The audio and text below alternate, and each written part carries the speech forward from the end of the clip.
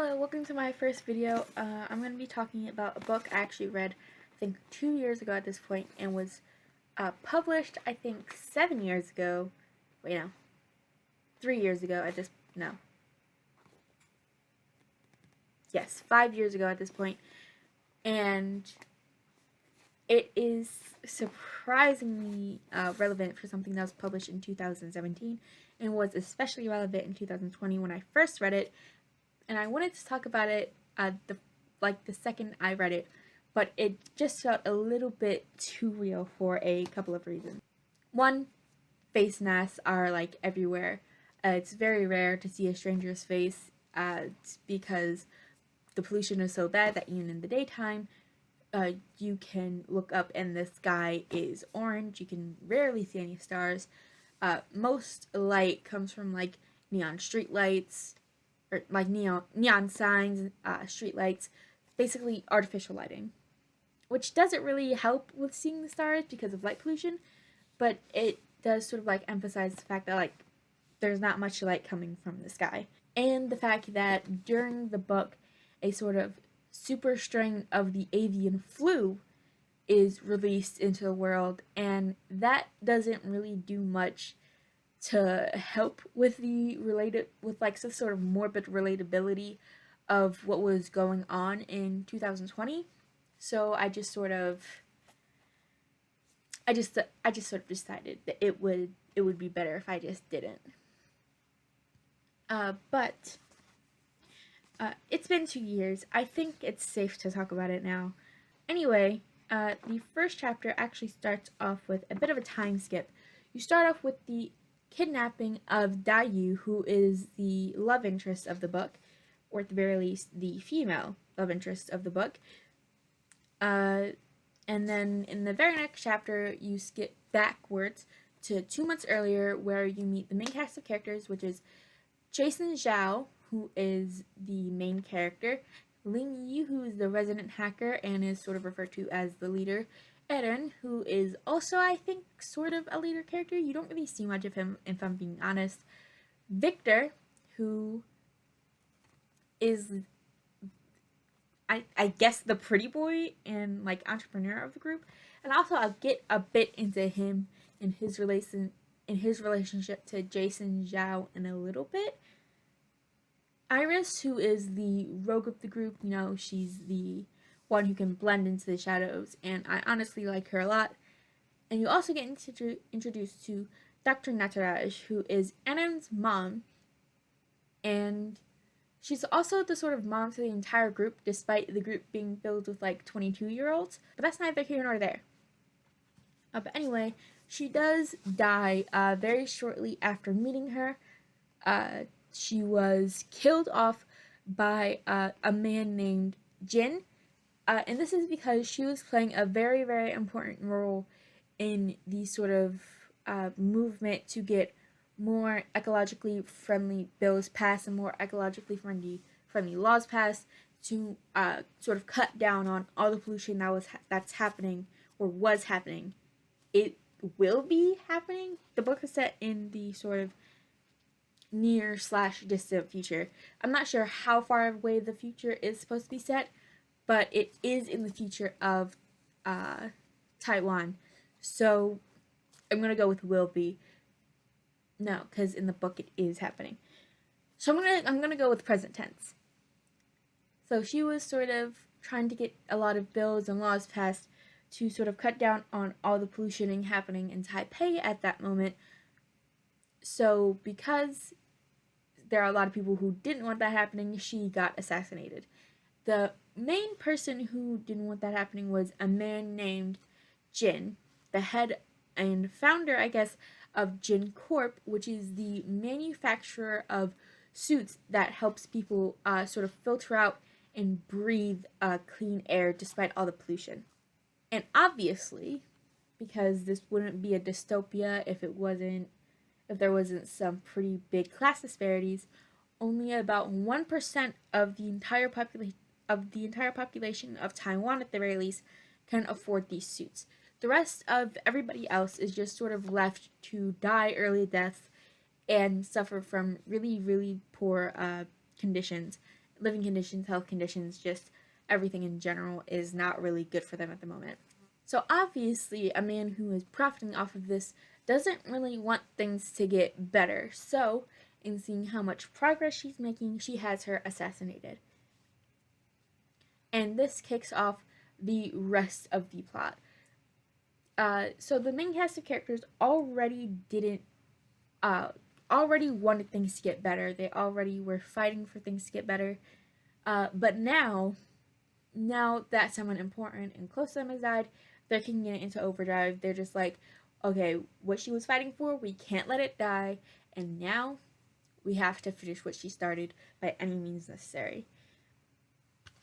And they decide the best way to do that is to blow up the main Gin Corp factory, which is the main factory that makes these suits.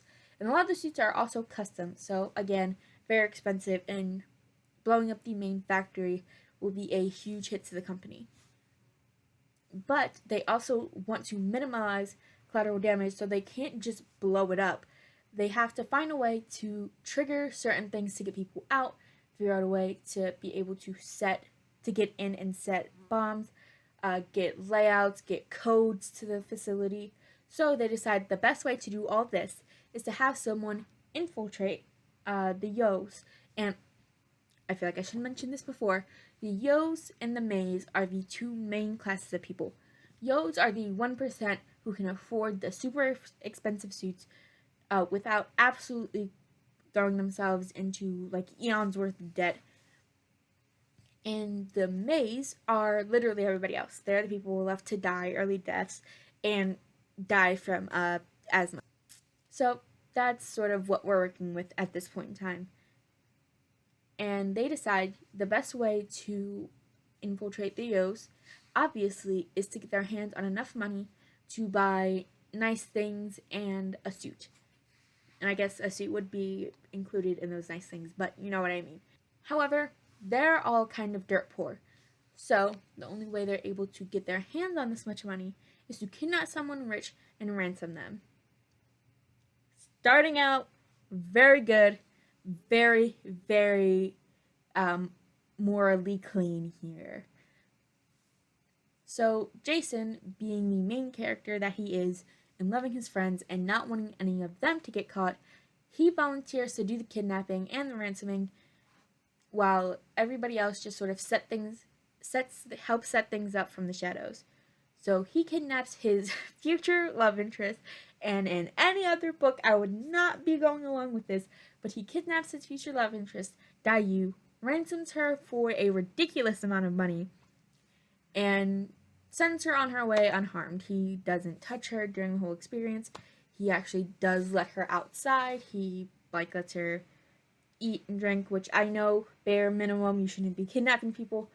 But he is also extremely apologetic for having to kidnap her, because again, the only reason he did that in the first place is because he felt like he had to in order to enact positive change. And this is important later because he's very verbally apologetic. Like, he has to knock her out when he gets her there, obviously, and when he takes her back. Also, before he takes her back, she does not want to forget anything that happened, and not for the obvious reasons of, I want to be able to identify my kidnapper, and it's more of like, I want to be able to remember your face because I actually like you, and you're not that bad. Which, again, in any other book, I would not be condoning, but I think Sydney Pond does it really well, where I actually do feel sympathetic. Because one, I'm not seeing it through the eyes of the kidnappee, I'm seeing it through the eyes of the kidnapper. And again, he feels like he has to, and he doesn't really want to, and he doesn't want to hurt her. He does everything in his power to be able to keep her at least relatively comfortable. And he does try and seem intimidating, but again, because he's trying to do as little harm as possible, he can't really come off as all that scary. And again, we are seeing it from the perspective of the guy who's actively trying to enact positive change on the world and sort of put everything. And again, he isn't doing this because, oh, I want you and I'm going to have you no matter what. He's doing this because he needs access to resources that he would not be able to get otherwise.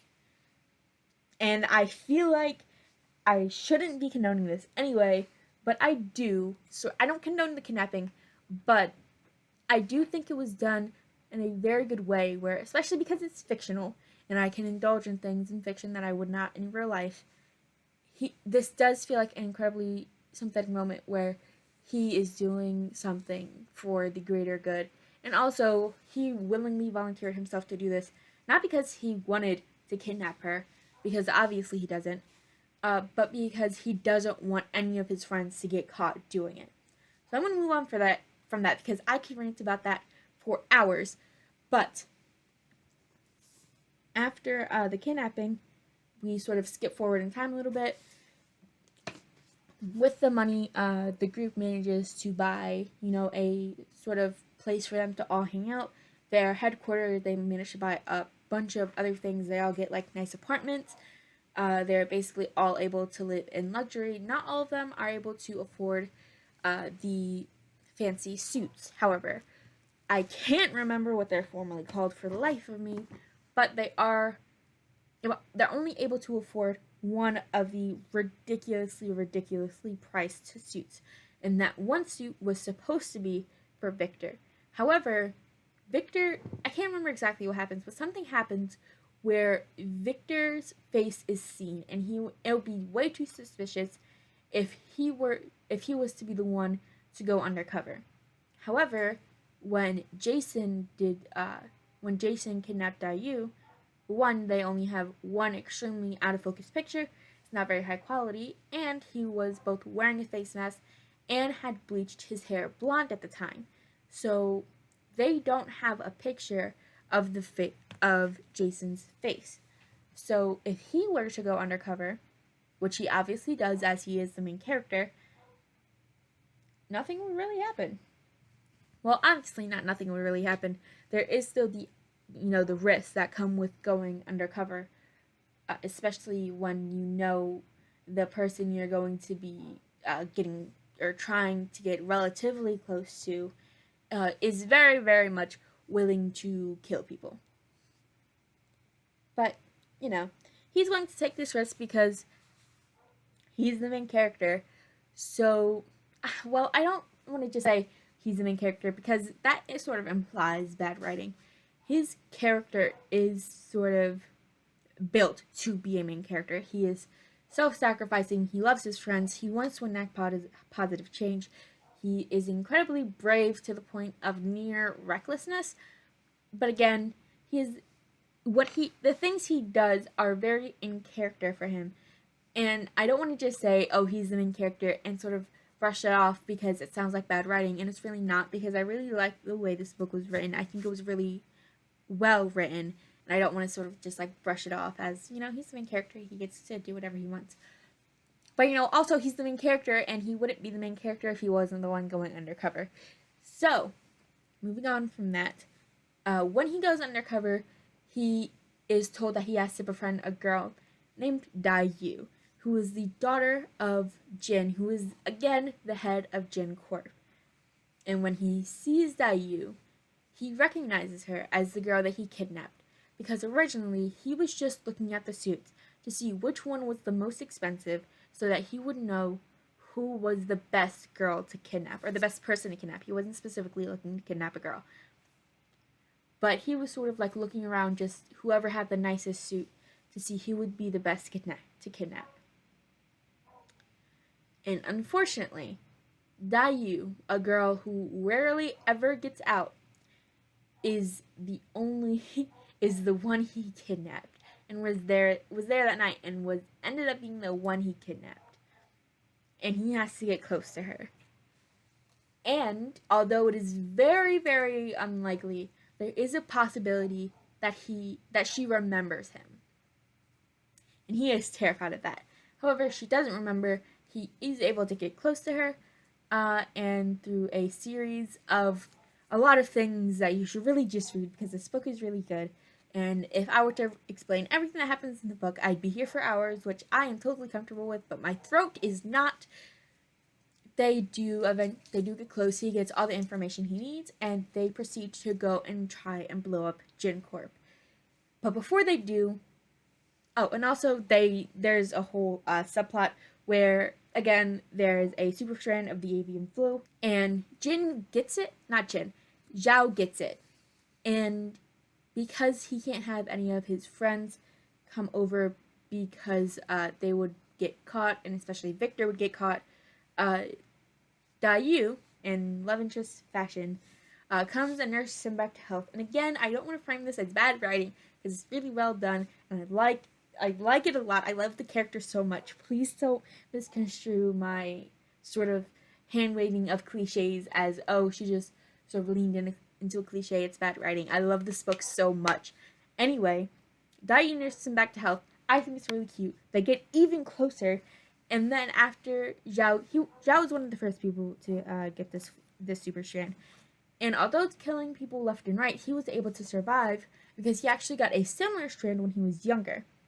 And how he survived that, I'll never know because he was a poor and sick child, so you know he had access to no medicine. Continuing, during the subplot, they also managed to get a vaccine together, and they sort of had to illegally distribute it. And while they are illegally distributing it, Zhao gets kidnapped. And when Zhao is kidnapped, he is held somewhere in the main building of in the main factory that they are about to blow up. How did they know that he was going to be held in the factory? Beats me. But he was being held in the factory, but they can't find him because he's being held on a second basement, which I feel like only evil corporations have second basements. Like, I don't think I've ever seen anywhere that has a second basement that wasn't evil. But moving on, I guess. Seriously though, if you're ever in a building with a second basement, maybe run, just maybe bolt even. So after getting kidnapped, they are not able to find him, and he almost gets left behind in a building that is about to blow up, but Dayu comes and saves him. So Zhao is about to be left in a building that is due to explode, but Dayu comes and saves him because she's I can't remember how, but she was sort of notified that he had been kidnapped.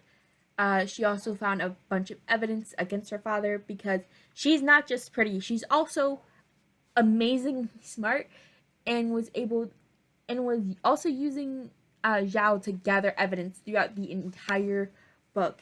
Just like, honestly, it was such a girl boss moment for me, and I don't know why I was so surprised, but Zhao thought that he was playing her, but she was playing him even harder, and I just find that oh so amazing, and I love Dayu so much. So she was able to gather evidence. She was also able to get security footage from her suit, and was able to listen to him being incredibly apologetic about having to kidnap her. And he was talking about how he needed to, and how he needed the money, and how he needed the resources. And she eventually puts two and two together, and was just like, okay, I don't hate this person. Which again, I also think is really good because she doesn't forgive him because of Stockholm Syndrome or because of this sort of tragic backstory. She forgives him because she sees that her father needs to be taken down, and she is just like, okay, I guess this is how it has to happen. And she realizes that she wasn't hurt, that he didn't do anything to like take advantage of her, that he was just sort of a guy who needed access to certain things. And again, I'm not condoning kidnapping, but Cindy Pon wrote this so well. Wait a second, Cindy Pon? Is this? No. I'm gonna have to look up what her last name is later. Wait, hold on.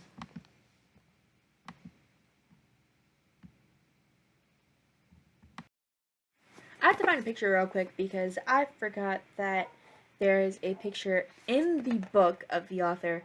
But Cindy Pon is not the woman I thought at first when I heard the name Cindy. I just watched a lot of Roast with Cindy videos. Basically, mostly her playlist on the Sarah J. Maas books, Court of Thorns and Roses. So the name Cindy was sort of just stuck in my head. And when I reread her now, I was just like, wait a second. Because Cindy is also, I think writing a book, but I'm not really sure. Anyway, back on track. During the escape, Zhao and Dayu also run into Iris, who was one of the people who set the bomb. And as they're trying to get out, they try to go out through a certain door that doesn't unlock. But they do manage to find a way out.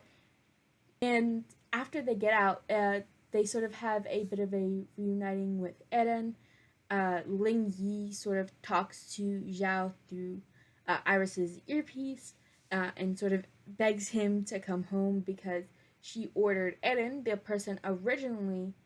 Also, Victor dies. Oh my god, I cried so hard. Victor dies, and I think I mentally blocked that out for a little bit because I didn't want to mention it. But I cried very hard at his death because I loved him so much. And also, I don't want to say that it was queer baiting because we do actually get a sapphic couple in Ling Yi and Iris, and they're very cute together. But I think because this book was written by a woman, Victor was sort of written through a woman's lens of it. Victor was an attractive man written through the lens of I'm assuming a either straight or bisexual woman, and this book is from the perspective of a man. So it just came off a tad bit fruity between Victor and Zhao. And I ship it now, and I will never be able to not ship it, even if in the sequel, which I am currently reading, I am on chapter 4 of the sequel, which is called Ruse. Even if they're literally said to have had a brotherly relationship in that book, I don't think I'll ever buy that. It's sort of like another Steve X Bucky sort of situation, which is like, I don't care what what other characters say their relationship was. It will never not come off as fruity to me. But again, moving on, Ling begs Zhao to come home. She explains. Zhao learns that Victor died. Ling Yi is upset because she's the one who ordered Eren to stop looking for Zhao. And, he had to follow orders because Ling Yi is the leader and the building was about to blow up. But, all in all, Zhao decides that he's not coming home because he is that upset about Victor's death, which I get you can be that upset about someone's death who you weren't romantically interested in, because they are said to have been like brothers, and I would be upset if my brother died. But again, attractive man written through the lens of a woman I'm assuming is attracted to men comes off a bit fruity. I feel like this isn't the moment, but I have to reiterate that. But that is where also Dayu ends up opening a sort of like IMAX theater, showing what the world was like before pollution was like super bad. She shows green grass, a blue sky, a sky full of like nice and pretty clouds where pollution didn't black out the stars. And again, I love Dayu so much, and that's where the book ends. And that is also where, well, technically the book starts back up at the bombing. Well, the second book starts back up at the bombing, but that's sort of around the time where the second book picks up. And if I ever I will finish this book, but if I ever decide to make another video, I probably will eventually make another one about Ruse. Hopefully, it won't take me 2 years this time, but no promises. Anyway, I don't have a sign off because this is my first video, but I'm not going to ask you to like or subscribe because, again, first video. But I don't know. Leave book suggestions down in the comments. After Ruse, I'm also reading a book called The Storm Crow. That's also really good. I already finished Storm Crow. I'm reading its sequel, The Crow Rider. I'm reading a lot of sequels today. But after I finish either Want or The Crow Rider, I'm going to start reading the Shadow and Bones trilogy, and I'm really, really excited because I did watch the show, and I heard that the show was like really good, and it was like not necessarily the best adaptation, but it did sort of keep the spirit of the book. And I've also just heard really good things about it outside of the show, so I just can't wait to read it, honestly. So leave your book suggestions in the comments because I'm always adding new things to my want to read list. And yeah,